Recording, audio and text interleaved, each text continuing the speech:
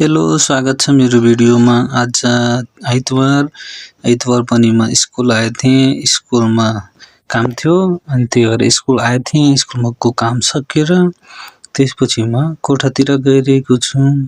हेर्नुहोस्, अनि यहाँ यो गाउँको चाहिँ पहिला सानो ग्राउन्ड थियो।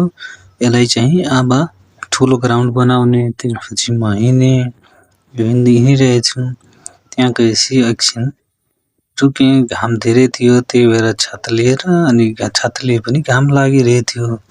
त्यहाँ हिँडेपछि त थकाइ लागेपछि एकछिन बसेँ। हेर्नुहोस्, पसिना पनि कति धेरै आएको। त्यही भएर एकछिन बसेँ त्यहाँ बसेपछि फेरि हिँडेँ। त्यहाँदेखि हिँड्दा चाहिँ म एकछिन पछि पुगेँ आफ्नो घर। घर पुगेपछि हेर्नुहोस्, म आफ्नो घर पुगेँ। मेरो भिडियो अहिलेसम्म हेरिदिनु भएको धन्यवाद। मलाई फलो गर्नुभएको छैन भने मलाई फलो गर्नुहोस्।